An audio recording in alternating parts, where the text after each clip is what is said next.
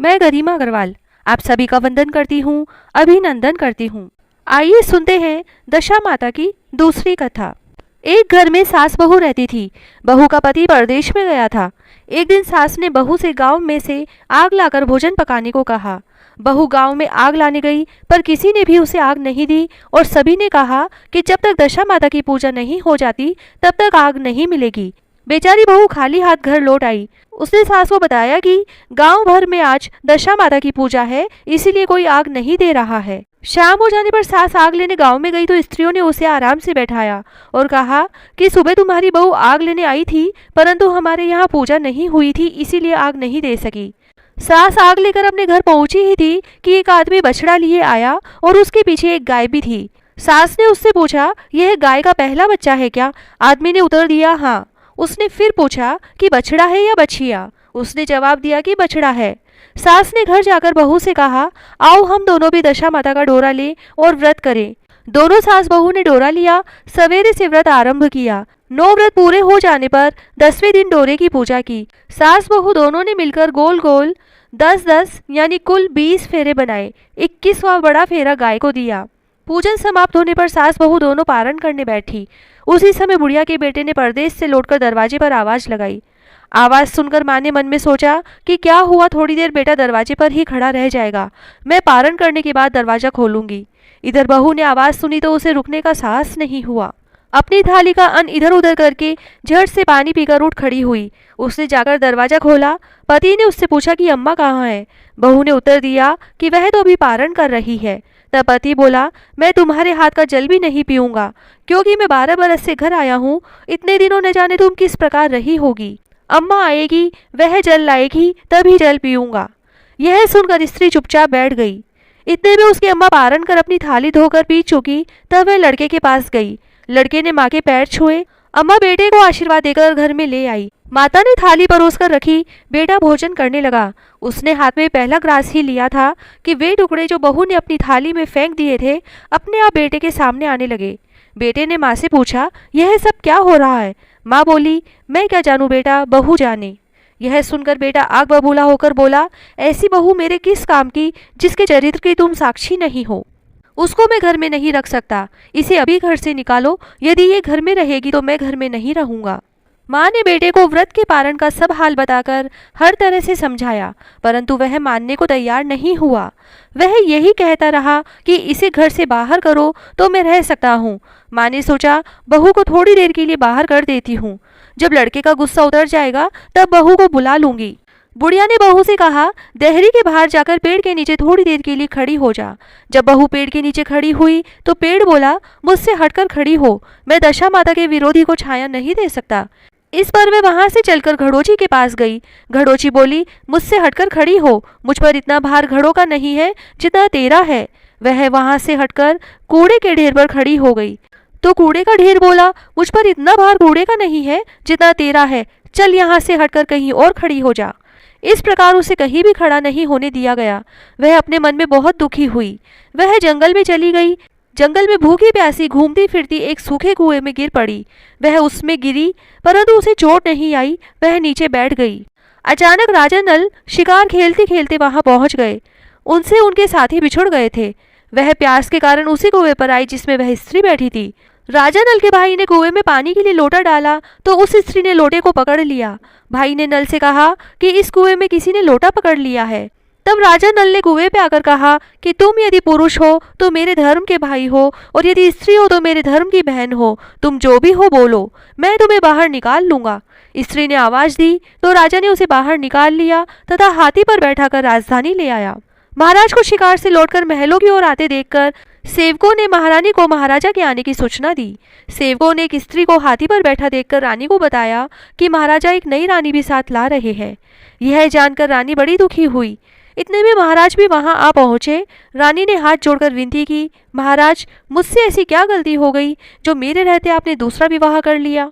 राजा नल ने हंसकर उत्तर दिया, वह तुम्हारी सौत नहीं ननद है, मेरी धर्म की बहन है।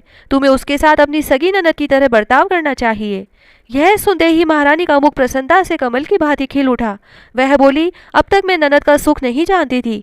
अच्छा हुआ जो मुझे भाग्य से ननद भी मिल गई।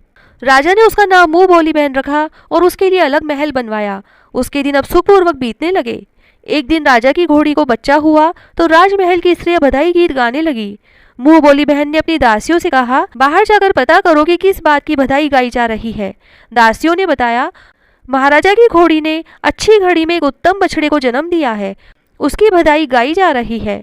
मुंह बोली बहन ने पूछा, क्या घोड़ी ने पहली बार जन्म दिया है? दासियों ने उत्तर दिया, हाँ। तब मुंह बोली बहन ने महारानी के पास जाकर कहा, आओ भाभी रानी, हम तुम दोनों दशा माता का डोरा लें। रानी ने पूछा, डोरा क्या चीज है, मुझे समझाओ। वह बोली, दशा माता के व्रत का यह नियम है कि जब गाय, घोड़ी या स्त्री के पहले प्रसव की खबर सुने तब डोरा लेकर व्रत आरंभ करते हैं। 9 व्रत करने के बाद 10वें दिन डोरे का पूजन करके विसर्जित करते हैं। इसी के साथ उसने पारण का नियम भी बताया। तब महारानी बोली, तुम्हारा व्रत तुमको फले। मैं पूड़ी और दूध की खीर खाने वाली रानी, महारानी, भला बनफरा गोले की पपड़ी खाकर कैसे रह सकती हूँ? वह बोली, भाभी मुझे जो चाहे कह लो, परंतु व्रत के संबंध में कुछ मत कहो। मैं इसी व्रत के उल्लंघन के कारण मारी मारी फिरती आपके देश में आ गई हूँ। महारानी ने उदासीनता के साथ कहा, मुझे क्या पड़ी है, तुम्हें जो अच्छा लगे वह करो, मैं मना तो नहीं कर रही हूँ। मुंह बोली बहन ने श्रद्धापूर्वक डोरा लिया, 9 दिन तक व्रत किए। 10वें दिन विधिवत पूजन किया, गोला फरा बनाए और संध्या को पारण करने बैठी। उसी समय उसके पति को अचानक कुछ प्रेरणा सी हुई और वह अपनी माता से आज्ञा लेकर अपनी पत्नी को ढूंढने चल दिया। घूमता फिरता वह राजा नल की राजधानी में पहुंच गया और अपनी पत्नी का पता लगाने लगा। उसने एक कुएं पर कुछ औरतों को बातें करते देखा। एक कह रही थी, राजा की मुंह बोली बहन बहुत ही सुंदर स्त्री है, आजकल उसी का किया हुआ सब कुछ होता है। दूसरी स्त्री बोली, वह सुंदर होने के साथ साथ धर्मात्मा भी है, जब से आई है तभी से उसने सदा व्रत खोल रखा है, उसके दरवाजे से कोई भी व्यक्ति खाली हाथ नहीं लौटता। तीसरी स्त्री बोली, वह जैसी धर्मात्मा है वैसी सदाचारिणी भी है। चौथी स्त्री बोली, वह सदाचारिणी और सर्वप्रिय भी है, सारी प्रजा उससे खुश है। पांचवी स्त्री बोली, यह सब तो सही है, परंतु अब तक यह पता नहीं चला कि वह कौन है और कहाँ की रहने वाली है। उन औरतों की बात सुनकर उसका पति साधु के वेश में राजा नल की मुंह बोली बहन के महल के द्वार पर पहुंचा। वहां उसने भिक्षा के लिए आवाज लगाई तो द्वारपाल उसे भिक्षा देने लगा। उसने द्वारपाल के हाथों से भिक्षा लेने से मना कर दिया और बोला, भिक्षा देने वाली स्वामिनी के हाथ से ही भिक्षा ग्रहण करूंगा, नहीं तो अपने रास्ते चला। तब द्वारपाल ने उससे कहा, इस समय वह दशा माता का व्रत करके पारण कर रही है, पारण समाप्त होने के बाद ही वह तुमको भिक्षा दे सकती है, तब तक तुम इंतजार करो। वह चुपचाप बैठकर इंतजार करने लगा। पारण कर लेने के बाद वह मुट्ठी भर मोती लेकर आई, परंतु सामने अपने पति को पल्ला फैलाए देखकर वह मुस्कुराती हुई लौट गई। महारानी ने मुंह बोली ननद को मुस्कुराते हुए देखकर कहा, जब से तुम आई हो आज तक मैंने तुम्हें मुस्कुराते हुए नहीं देखा, आज इस साधु को देखकर हंसने का क्या कारण है? मुंह बोली बहन ने उत्तर दिया कि वह साधु हमारे घर का है। रानी ने पूछा, तब वह ऐसे क्यों आया है? उसने कहा, वह अभी मेरा पता लगाने आया है। महारानी ने राजा नल से कहा, तुम्हारी मुंह बोली बहन के घर के लोग आए हैं। राजा ने कहा, उनसे कह दो कि अभी यहाँ से घर जाकर वहां से हमारी हैसियत से आए, तब मैं बहन की विदाई करूंगा। राजा नल की मुंह बोली बहन का पति घर जाकर अपनी माँ से बोला, तुम्हारी बहू राजा नल के यहाँ उसकी बहन बनकर रह रही है, वह रोज सदा व्रत करती है और नियम धर्म से दिन बिताती है। तब उसकी माता ने उसे आज्ञा दी कि बहू को ले आओ। वह डोली, पीनस, बाजे गाजे, कहार आदि के साथ यथाचित सज धज कर राजा नल की राजधानी को चल दिया। राजा ने उसका यथोचित आदर सत्कार किया और कुछ दिन मेहमानी में रखकर विधि पूर्वक बहन की विदाई की। जब वह महल के बाहर निकल चलने लगी तो महल भी उसके पीछे पीछे चलने लगा। तब महारानी बोली, ननद जी तुम चली और मेरा महल भी ले चली, जरा पीछे मुड़कर तो देखती जाओ। जो ही उसने मुड़कर पीछे की ओर देखा तो राजा का संपूर्ण राजसी वैभव अचानक लुप्त हो गया। राजा की मुंह बोली बहन तो अपने पति के साथ आनंद से रहने लगी, परंतु राजा नल व रानी का यह हाल हो गया कि वे दोनों कमरी कतरी ओढ़े फिरने लगे। उनके भोजनालय में पत्ते खड़खड़ाने लगे। राजा नल ने रानी से कहा, अब हमें यहाँ से कहीं दूसरी जगह चले जाना चाहिए।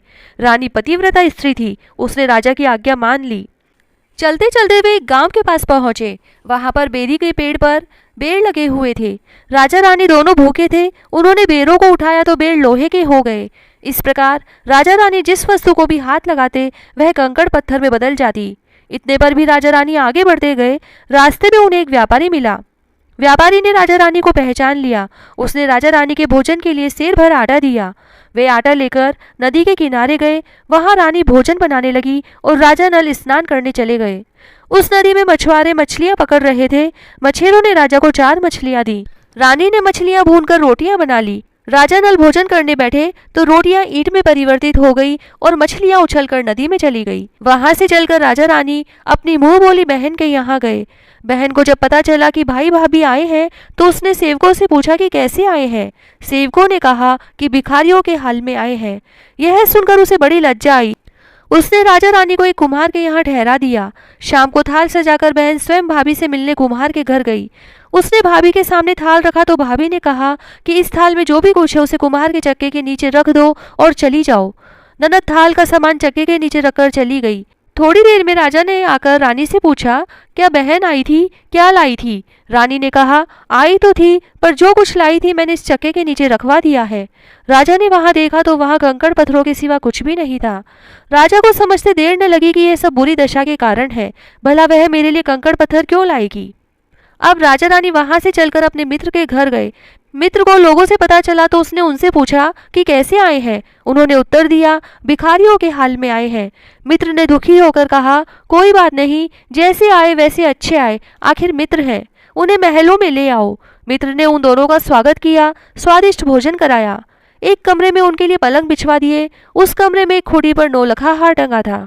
आधी रात के समय राजा तो सो गए, परंतु रानी जाग रही थी। रानी ने देखा कि हार वाली खूंटी के पास दीवार में एक मोर का चित्र बना हुआ है। मोर धीरे धीरे हार को निगल रहा है। रानी ने राजा को जगाकर वह दृश्य दिखाया। राजा ने सोचा यहाँ से चुपचाप भाग चलना चाहिए, नहीं तो सवेरे चोरी का कलंक लगेगा, तब मित्र को क्या मुख दिखाएंगे। बेचारे राजा और रानी रात में ही उठकर जंगल की तरफ चले गए। दोनों चलते चलते एक दूसरे राजा की राजधानी में पहुंच गए। वहां अतिथि और भिक्षुओं को सदाव्रत दिया जाता था। वे दोनों भी सदाव्रत लेने गए, परंतु उस समय सदाव्रत बंद हो चुका था। वहां के अधिकारियों ने कहा, यह लोग न जाने कहाँ के अभागे आए हैं कि इन्हें देने के लिए कुछ भी नहीं बचा, फिर भी इन्हें एक मुट्ठी चने दे दो। उन्होंने इस प्रकार अनादर और कड़वी बातों सहित दान लेना अस्वीकार कर दिया। वे दानाध्यक्ष की निंदा करते हुए बोले कि ऐसी कंजूसी है तो सदाव्रत देने का नाम ही क्यों करता है। दानाध्यक्ष बोला, यह तो बड़ा घमंडी भिक्षुक लगता है, भीख भी मांगता है और गाली भी देता है, इनको हवालात में डाल दो। इस प्रकार दोनों को एक कोठरी में बंद कर दिया गया। एक एक मुट्ठी चने दोनों को खाने के लिए मिलने लगे। जिस कोठरी में राजा रानी को बंद किया गया था उसी के पास आम रास्ता था। एक जमादारनी राजा की घुड़साल साफ कर उसी रास्ते से निकला करती थी। एक दिन वह बहुत देर से निकली। रानी उससे पूछने लगी, आज तुम्हें इतनी देर कैसे हो गई? वह बोली, आज राजा की घोड़ी के बछड़ा हुआ था, उसकी टहल में देर हो गई। रानी ने पूछा कि घोड़ी का पहला प्रसव है क्या? जमादारनी ने बताया, पहली बार। रानी ने फिर पूछा, बछड़ा हुआ है या बछड़ी? जमादारनी ने बताया कि बहुत अच्छा बछड़ा हुआ है। यह सुनकर रानी ने राजा से कहा, एक बार मैंने तुम्हारी मुंह बोली बहन के डोरे का अनादर किया था, उसी दिन से हमारी दशा बदल गई। मैं आज दशा माता का डोरा लेना चाहती हूँ। राजा ने कहा, परंतु यह पूजा की सामग्री कहाँ से आएगी? उसके नियम धर्म का पालन कैसे होगा? रानी ने उत्तर दिया, दशा माता ही सब कुछ करेगी, मैं तो उन्हीं का नाम लेकर डोरा लेती हूँ, फिर जो होगा देखा जाएगा। रानी ने 9 तार राजा की पगड़ी से और 1 तार अपने आंचल का लेकर अपना डोरा तैयार किया और उसी समय से व्रत करने लगी। थोड़ी देर में वहां का राजा अपनी घोड़ी को देखने के लिए उसी रास्ते से निकला। राजा ने नल दंपति को कोठरी में बंद देखकर पूछा कि वे लोग कौन हैं और इनका क्या अपराध है। पहरेदारों ने कहा, ये लोग भिक्षा लेने आए थे, ये आपको आशीर्वाद देने के बदले गालियां देते थे, इसी कारण दानाध्यक्ष ने इन लोगों को कैद में डाल दिया है। राजा ने कहा, यह तो इनका कोई अपराध नहीं है, इनको मन वांछित भिक्षा नहीं मिली होगी, इसीलिए ये गालियां देने लगे होंगे। इनको संतुष्ट करना चाहिए था, ना कि कैद में डाल देना चाहिए था। इनको अभी रिहा करो। राजा की आज्ञा से उसी समय दोनों को कोठरी से बाहर निकाला गया। राजा उनके पांव में पद्म और माथे पर चंद्रमा देखकर पहचान गया कि यह तो राजा नल और रानी दमयंती है। इस पर उसने दोनों हाथों से हाथ जोड़कर क्षमा मांगी और हाथी पर बैठाकर अपने महल में ले गया। कुछ दिन राजा के यहाँ रहकर उन दोनों ने पूरे राजसी ठाट के साथ अपनी राजधानी की ओर प्रस्थान किया। रास्ते में वे पहले अपने मित्र के यहाँ गए। मित्र ने राजा नल की आने की खबर सुनकर लोगों से पूछा, मित्र आए हैं तो कैसे आए? लोगों ने कहा, अब की बार तो राजसी ठाट बाट के साथ हाथी, घोड़े, डंका निशान, पालकी, पीनस एवं फौज को साथ लेकर आए हैं। मित्र ने कहा, अच्छी बात है, आने दो। मेरे लिए तो जैसे तब थे वैसे ही अब भी हैं, आखिर है तो मित्र ही। राजा रानी मित्र के महल में गए। मित्र ने उनको आदर सत्कार के साथ उसी स्थान पर ठहराया जिस स्थान पर पहले ठहराया था। आधी रात के समय जब राजा सो रहे थे और रानी पैर दबा रही थी, तब रानी ने देखा कि मोर का चित्र जो पहले हार को निगल गया था उसे उगल रहा है। रानी ने राजा को जगाकर वह दृश्य दिखाया और राजा नल ने अपने मित्र को बुलाकर यह दृश्य दिखाया। मित्र बोला कि मैंने तब भी तुमको चोर नहीं समझा था और न ही अब समझता हूँ। यह दृश्य तुम्हारी बुरी दशा का फल है। आप निश्चित रहिए, मेरे मन में कोई मैल नहीं है। मित्र के यहाँ से चलकर राजा रानी अपनी मुंह बोली बहन के यहाँ गए। उसने सुना राजा भैया आ रहे हैं तो उसने लोगों से पूछा कैसे आ रहे हैं। लोगों ने कहा जिस प्रकार राजा को आना चाहिए उसी प्रकार से आ रहे हैं। उसने कहा उनको मेरे महल में ले आओ। जब राजा नल का हाथी बहन के महल की ओर बढ़ा तब रानी ने कहा, आप अपनी बहन के घर जाइए, मैं तो उसी कुमार के घर रहूंगी जिसके यहाँ पहले ठहरी थी। राजा ने कहा, जिस कारण इतने दुख उठाए तुम फिर उससे झगड़ा मोल लेना चाहती हो, यह तुम अच्छा नहीं कर रही हो। परंतु रानी नहीं मानी, वह कुमार के घर ही ठहरी। राजा बहन के घर चले गए। शाम को राजा की बहन भाभी के लिए थाल सजाकर कुम्हार के यहाँ ले आई। उसने भाभी के सामने थाल रख दिया। भाभी सोने चांदी के गहने उतार उतार कर रखने लगी और कहने लगी, खाओ रे मेरे सोने चांदी के गहनों खाओ, हम भूखे नंगे क्या खाएंगे। यह उलाहना सुन ननद बोली, यह उलाहना किसे देती हो? मुझसे उस समय जो कुछ हो सका वो उस समय लाई थी, वही अब भी लाई हूँ। विश्वास न हो तो चक्के के नीचे अब भी देख लो। सचमुच चक्के के नीचे देखा तो वहां पर माणक मोतियों का ढेर लगा था। रानी यह सब देखकर सन्न रह गई। वह बोली, ननद जी तुम्हारा कोई दोष नहीं है, यह तो हमारी बुरी दशा का परिणाम था। रानी ने ननद का लाया सब सामान तथा उनमें अपनी तरफ से कुछ और जवाहरात मिलाकर ननद को वापस कर दिया, परंतु ननद को पूजा का न्योता देना भूल गई। वहां से चलकर राजा सुरा गाय के पास आए। गाय ने सेना सहित राजा को भर पेट दूध पिलाया। वहां से आगे चलकर वे नदी के तट पर पहुंचे तो वहां पड़ाव डाला और भोजन बनवाया गया। जब राजा भोजन करने बैठे तो उसी समय नदी में उछलकर गिरी हुई भुनी भुनाई मछलियां अपने आप थाली में गिर पड़ी। वो रोटियां जो ईंट बन गई थी फिर से रोटियां बन गई। राजा ने कहा, यह सब क्या हो रहा है, कुछ समझ नहीं आता। रानी ने बताया कि ये रोटियां और मछलियां वे ही हैं जो उस दिन हमें नसीब नहीं हुई थी। मैं यदि आपसे उस समय कहती कि तली हुई मछलियां जल में उछल गई और रोटियां ईंट बन गई तो आप कदापि इसे सच नहीं मानते। अब राजा रानी अपने राजधानी की ओर आगे बढ़े। जब राजा की फौज अपनी राजधानी के समीप पहुंची तो वहां के लोगों ने समझा कि दूसरे राजा ने राजधानी पर आक्रमण कर दिया है। वे घबरा गए। वहां के लोग नजराना लेकर राजा से मिलने गांव के बाहर आए, परंतु यह क्या, यह तो अपने ही राजा है। लोगों की प्रसन्नता का ठिकाना न रहा। वे श्रद्धा भक्ति के साथ महाराज के आगे चलकर उन्हें उनके महल में ले गए। राजा रानी ने महल में प्रवेश किया। रानी ने तुरंत दशा माता की पूजा का प्रबंध किया। उसने उस पूजा में नगर की सब सौभाग्यवती स्त्रियों को बुलाया। भगवती के भोग के लिए सब प्रकार के पकवान बनाए गए। आटे की 10 बत्तियां, 10 शक्कर की गुंजियां, 10-10 अठवाइयां सुहागिनों की आंचल में डाली। सुहागिनों का श्रृंगार करके दशा माता की पूजा आरंभ हुई। कलश स्थापित करके दीपक को जलाया गया, परंतु उसकी बत्ती नहीं जली। इस पर पंडितों ने कहा कि कोई न्योता पाने वाला न्योतने को तो नहीं रह गया है, स्मरण किया जाए, उसके आने पर दीपक जल जाएगा। रानी ने सोच विचार कर बताया कि ननद न्योतने से रह गई है। पंडितों ने कहा कि उसे फौरन बुलाया जाए। राजा ने अपना दूरगामी रथ भेजकर अपनी मुंह बोली बहन को बुलवाया। उसके आते ही कलश का माणिक दीपक प्रज्वलित हो गया। बड़ी धूमधाम से पूजा की गई। अंत में सुहागिनों को भोजन कराकर विदा किया गया। उसी समय राजा ने राज्य में आज्ञा जारी की, मेरी प्रजा के लोग दशा माता का व्रत किया करें। भगवती माता ने जिस प्रकार राजा नल के दिन फेरे उसी प्रकार सबके दिन फेरना। जय दशा माता की।